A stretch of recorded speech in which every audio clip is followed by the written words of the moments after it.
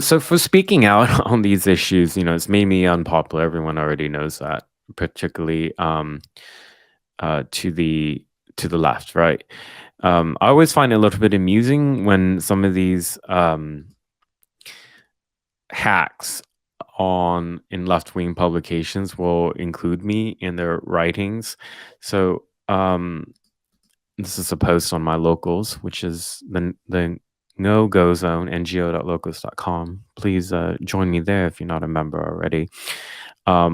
So Media Matters, which is this left-wing activist group that's always quoted in liberal media, and GLAD is one of the old legacy so-called gay rights groups. So they worked on a so-called report, published a blog post, and they argue that Elon Musk's Twitter has fueled anti-LGBTQ hate. So they tried to make it like a quantitative study with some of these charts and numbers, but basically they were just tracking how various large accounts, I'm named as one of them, uh, whenever we use the word groomer, and how much more engagement it got compared to before. So I have never, I'm very careful with my usage of the word, not just because people like Alejandra had pressured successfully Twitter to make that include that term as part of its hate speech violation, but you don't want to just be throwing around a word like that. And words have meaning. That's a cliche, but it's true. When you use it recklessly, it takes away its meaning. I do agree with the likes of people like James Lindsay and others that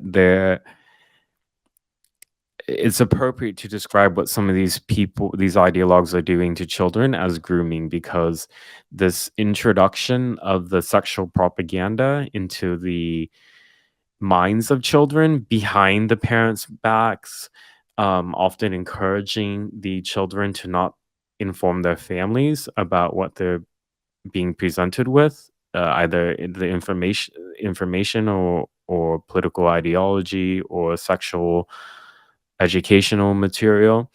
And that element makes it grooming like. It's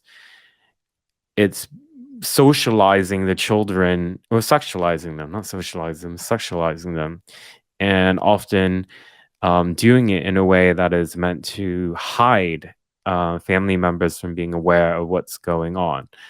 Um, so yeah, this is the post from Media Matters. Anti-LGBTQ hate has increased on Twitter since Elon Musk officially acquired the company. So they named me, and this is what they wrote: far-right grifter Andy Ngo's account, which has roughly 1 million followers, saw an increase of over 70% for retweets of tweets with the slur, going from nearly 500 retweets to over 800. And for the example they have, it was from my interview. There's a screenshot of my interview with James Lindsay. I wrote, "Welcome back, conceptual James. James Lindsay was banned for using, quote, groomer, unquote, to describe far-left ideologues who seek to brainwash and expose children to sexual propaganda, often behind their parents' back. Watch my watch my Get Her live stream episode," and I linked to it. You should watch that interview, by the way. It's on Andy Ngo Live. So you see, like, I'm pretty neutral in describing, um, uh, like, I'm not just throwing it out as an insult to somebody, but that was cited as the example. Tim Pool was used in their so-called research.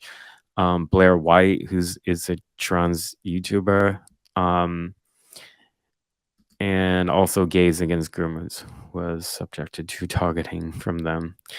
So yeah, I guess they did pretty good on diversity, didn't they? They included me, gay journalists. They included a trans YouTuber. They included a gay group.